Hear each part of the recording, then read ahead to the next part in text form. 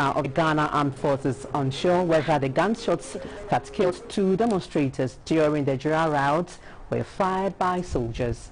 And in Egypt, ship that blocked Suez Canal set sail after authorities signed a compensation deal with its owners and insurers.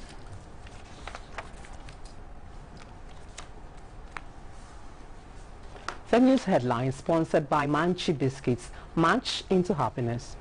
Hello, good evening. Welcome to News. My name is Valerie Damso. We are live on Facebook as the Ghana Broadcasting Corporation. We are live on GTV. We are live on GBC News and also DSTV channel 278. Robert Frimpong Manso is in studio to interpret the news into sign language. And I'm doing this with... My name is Clara Mlano.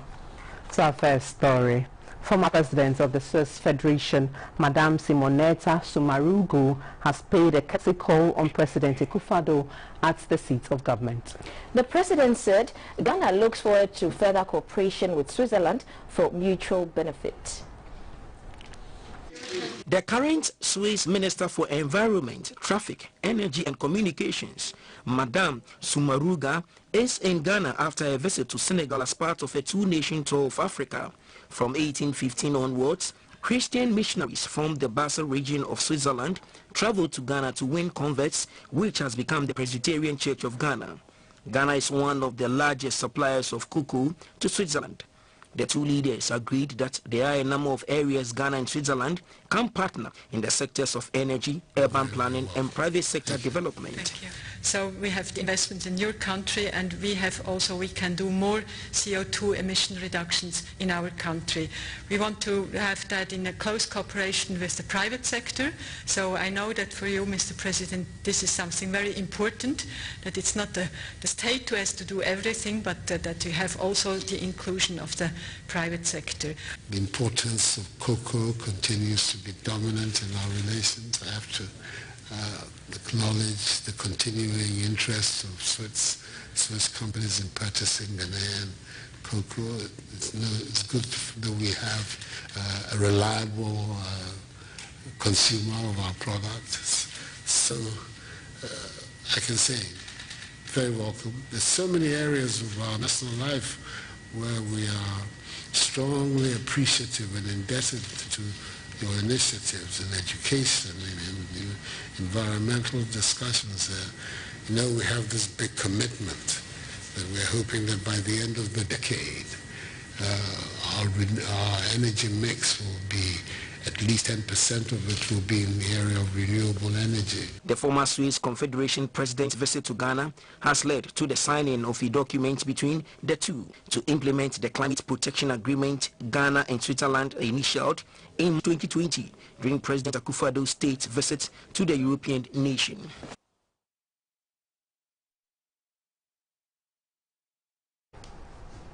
Ghana and Switzerland have signed a $20 million agreement to help reduce carbon emission. The agreement, which will receive final approval by Parliament this week, will see to the production of 5 million climate-friendly cook stoves and provision of PVC solar panels for Ghanaians. Ghana and Switzerland have over the years cooperated in several areas prior to independence. The Swiss federal government in November 2020 signed off bilateral agreements with Ghana to help in the reduction of carbon emission. This made Ghana the first country in Africa to enter into such climate-friendly agreements. This will enable Switzerland to buy carbon credits from Ghana as part of the climate mitigation commitment under the Paris Agreement. Switzerland says the deal will involve the rolling out of various climate projects under the Ghana National Clean Energy Program.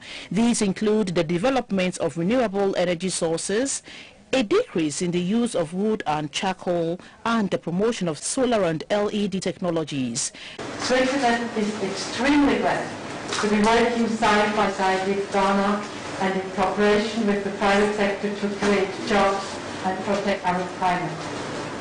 Excellencies, ladies and gentlemen, I am very pleased that Switzerland and Ghana are also using bilateral cooperation to advance international climate negotiations. Dr. Kwekwe Friye is the Minister for Environment, Science, Technology and Innovation. A multi-sectorial steering committee has set up a technical working group have been set up to support the consultant development with mitigation activities, and we recruited a consultant, and today, God willing, Parliament will ratify the agreement. He assured Switzerland of a good technical team that will ensure smooth implementation of the bilateral agreement.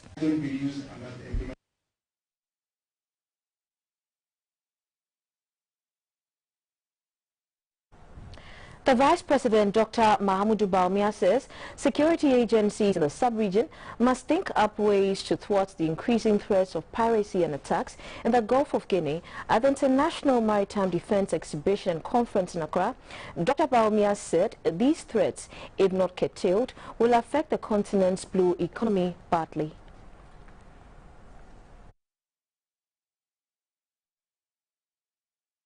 Largest gathering of Africa's maritime industry. It is a forum for regional and international chiefs of naval staff and armed forces to address the principal issues facing maritime security on the continent. The two-day conference and exhibition will also talk over combating the increasingly volatile maritime threats facing Africa's territorial waters, making the continent's waters a dangerous area in the world. Reports along the Gulf of Guinea in recent times signal a surge in attacks by pirate action groups, with most incidents occurring along the coast of Cameroon, Nigeria, Benin and Ghana. The situation has become more precarious over the past 2 months, with about 10 crew members of 2 Ghanaian-flagged fishing vessels abducted in separate incidents along the Gulf of Guinea. Ghana's Chief of Naval Staff, Rear Admiral Issa Adam Yakubu, said the volatility of the region due to increased pirate activities demands a different strategy to tackle the threats. It must be noted that more than 80% of global trade is moved by sea. Sadly, our maritime commons, the Gulf of Guinea, as I said, has been touted as the most dangerous waters in the whole world. This situation has dire consequences on trade. We cannot afford to slow down our operations because of the pandemic, because the criminals have not done so. In fact, they have increased the tempo of their operations. Vice President Dr. Mahamudu Bawumia challenged the gathering to come up with strategies to control the activities of pirates in the Gulf of Guinea. These new dimensions bearing on the insecurities in the maritime domain is a wake-up call that indeed all of us gathered here have a lot of work to do. We have to work together to dismantle the networks that sustain the business model and penetrate the levels of secrecy surrounding negotiations, payments, as well as the true identity of the criminal actors. Without this resolve, we cannot secure the maritime domain in our quest to fully develop the blue economy. Dr. Bawumia spelled out measures by government to curb piracy in Ghana's waters. For a start, the government is acquiring offshore patrol vessels, OPVs, fast patrol boats and crafts. In addition, the government is making funds available for the timely completion of the forward operating base at Enzilibo, and there are plans to establish similar bases on our coastal frontiers. The over 300 naval and military officers are expected to come out with effective measures to control the activities of pirates in the Gulf of Guinea. The commanding officer of the 4th Infantry Battalion of the Ghana Armed Forces, Lieutenant Colonel Kwesi Ware-Prepra, says he's unsure whether the gunshots that killed 2 demonstrators during the Ejira riots were fired by soldiers. He alleged that the soldiers called in to help restore order in the heat of the street protests were firing back in a reaction to gunshots from the protesters, and that there is a possibility that the dead could have been struck by bullets from the mob. Lieutenant Colonel Prepra was answering questions by the chairman of the 3-member Ministerial Committee of Inquiry into the Ejira shooting probe. We bring you details of that story later. Meanwhile, Dr. Vincent Ajahir Mensah, a security analyst, joined us in our earlier bulletin to glean his thoughts on the committee's work so far. Yeah, extracts. I think that I've always insisted that I think the police in Ghana are very competent and they have backup and they are able to handle those situations. It's about the ways in which decisions are made, the ways in which they are allowed to deploy men, the kind of deployment processes that are followed and how they are followed. So I don't think that Ghana should get to a state of panic where the slightest situation we think that if the military doesn't intervene, things will not happen properly. No, that will lead to an undermining of the police service, as I always insist, and that can very soon destroy public confidence in the military also, and then the effect will not be very helpful for Ghana.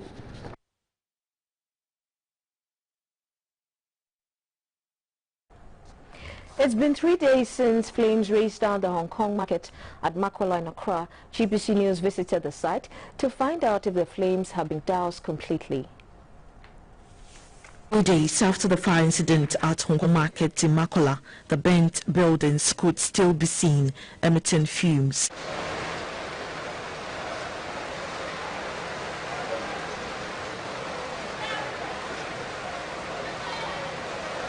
Personnel from the Ghana National Fire Service have been on site for the past 3 days dousing the fire. The Deputy Chief Fire Officer, Mr. James Owusu-Ejei, said the cause of the fire is still yet unknown, but what he described as an origin and cause investigation have started to enable insurance companies to determine whether the damage is covered under their policies or not. The Regional Director of the National Disaster Management Organization, NADMO, Mr. Archibald Kobna, cautioned citizens to always be on the lookout for practices that can lead to disasters so that such incidents are avoided. If you spend just 1 day in a month, 1 day in 2 months to look at disaster issues, what in my house, what in my office is not right, in case there is fire, in case there is flooding, what do I do? These are critical things that when you spend a day or two and you look at it, we should make sure that these things are in place. Then when fire starts, we can nip it in the bud. Meanwhile, NADMO officials have started taking the names and images of traders affected by the fire. The Criminal Courts Division of the Accra High Court, hearing the case in which the Member of Parliament for Chifwe-Timokwa in the Central Region, Mr. David Vondi, is being tried for fraud, has adjourned hearing to July 21, 2020. The trial judge, Justice Mami Ikuya in Century, recessed the case after directing prosecution to serve on the courts and the accused MP disclosures, that is, documents considered to be relevant to the ongoing case. Mr. Vondi was charged by the Office of the Attorney General with allegedly defrauding a private company of $2.4 million and is currently on bail in the sum of 2 million Ghana cedis. Justice Mami Ikuya Nsenshere on Wednesday morning ordered the prosecution to file disclosures within 2 weeks after she told the court there was no proof of service on the docket. The accused MP also informed the court that he had also not been served disclosures. The court then made a ruling and also directed prosecution to file their witness statements 2 weeks after service.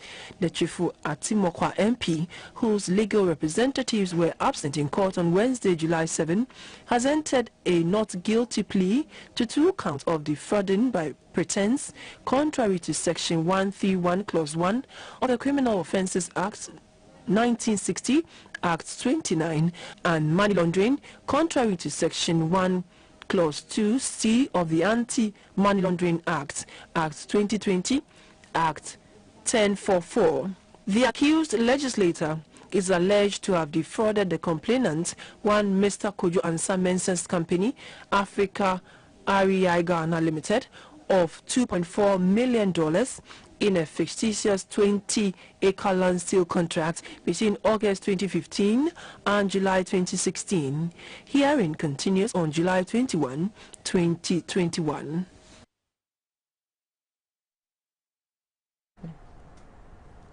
The Motor Traffic and Transport Department (MTTD) of the Ghana Police Service says in the first half of 2021, road carnage claimed 1,450 lives. The head of Education, Research and Training at the Ghana Police Motor Transport and Traffic Department, Superintendent Alexander Obeng, is entreating government to adopt the use of sophisticated technology to address the issue of road accidents. The manual way of doing enforcement is outdated. And that's why almost every country that seeks to enhance public capacity in terms of vehicle ownership ensure that the strategy of enforcement is always moved from manual way to automation. And that is what UN member countries have adopted under the strategic Millennium Development Goals. That seeks that by 2030, member countries should be able to have fatalities and seriously injured. And to do that on the road, we need to inject ICT system in the traffic enforcement to increase the high sense of detection, apprehension, and then sanctions. And to do that, we need to deploy traffic equipment that and sensors that are able to detect as many as will commit offences in diverse places at the same time, so that police will not be overwhelmed.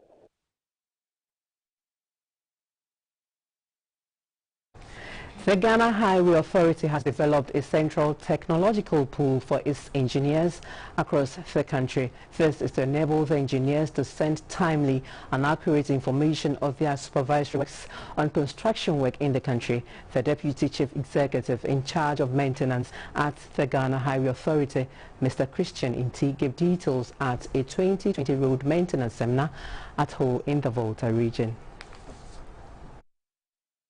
The road maintenance seminar was to sharpen the skills and equip the engineers of the Ghana Highways Authority with modern technologies to better perform their functions effectively and efficiently. The authority's operational maintenance engineers from across the country deliberated on topics including supervision of routine maintenance works, detailed project preparation, use of line diagrams and material testing and quality control. Other topics on the table were road condition survey, data input and practical data collection. The Deputy Chief Executive in charge of maintenance at the Ghana Highways Authority, Engineer Christian Inti, noted that road projects are highly capital intensive and therefore those who are supposed to supervise such projects are expected to have the required skills to ensure value for money is achieved. He mentioned some challenges facing the activities of the authority. We are also going to look at the using technology to make our supervision more efficient. We are going to use a software which will enable the engineers, after their supervision, after their field inspection, they come to the office and they go to the site, or they open the link, and then they give us the input percentage of completion, pictures. They will download the pictures of the site, the progress that is, current progress. In so doing, it will help us be able to report on time. The 2020 road maintenance seminar was on the theme, the role of the road engineer in the supervision of chain.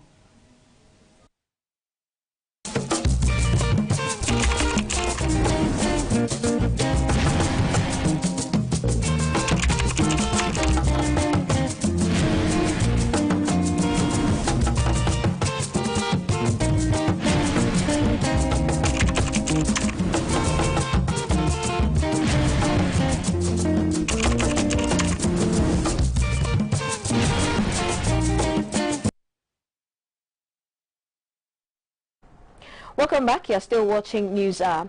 The Doma traditional area in the Bono region, with Doma Hene Osiadeyo Achimambedu as its overlord, is one of the largest and most influential in the Bono Ahafo area. There are many interesting stories behind the names of the town and villages in that area. And on that mission, our correspondent John Samatha was in Doma Hinkro. He tells us that the story of the traditional area is steeped in love for the country and patriotism. He had a chat with the Adoman Kumahene of the Doma traditional area, Katejie and Sujiabo, in today's story for our What's in the Name series. The dog is the symbol of Doma traditional area, and Nana did not want us to leave without him telling us about the significance of the dog to the Domas and why this palace is called the Abampredase Palace. Doma settled at Akwamu area. It was very cold and no fire. So a lady called Old Lady Musu, Abruwa Musu, dog, went to bush and came with something holding on the mouth. So when they touch it, it was fire. So they use it, and then Abruwa Musu's dog brought fire for Aduana people. So Aduana people were the first people to use fire so far as the Gold Coast was concerned. Okay. That of Abampredase, Nananum, Tekura Maniampong, left and then settled at the Ashanti area, and then from there they said, no, we couldn't settle there anymore, so let's move ahead. So they moved and settled at a place called Doma Hidium. There the chief was Nana Yebo Akodie. So Nana Yebo Akodie built a story the people built for him. The story was called Aban. When he was not happy, this Aprede, it's a drumming. It's a small village from here. They will go there and then play the drum under the story building. So the people who were moving from the place said, hey, we are going to Nana Yebo's Kodie's Abampredase, the story building that they pray about Aprede there. So Aprede is a type of a instrument that when it plays the mahini move, you have to move with Aprede. That's why we got Abampredase. You understand, Doma Hinkro was not always called Doma Hinkro, but it used to be Wampemu. How did that change come about? What happened was that when Domahini wanted to leave the place called Abampredase, it was called Mahidim, he told one of the sons that he should watch the place, and that is Tehapa. That's why we got Tepa. A direct son to Nana Yebo Akodie. Said, watch here, when these people are coming, let us know, and we know how to handle the situation. So the Queen Mother, called Nana Kosonsuya the first, ran with some men and settled at a place called Wampamu. When they settled at Wampamu, Nana Oponya Besawuruku, that was the son, was just 12 years, and he sat on the stool of Doma, and then there, the Rosaji for the first, Dr. Ajimambedu, when he sat on the throne, he said, I will not call this place Wampamu. What is Wampamu? I'll call this the capital of Doma, and we got Doma Hinkro.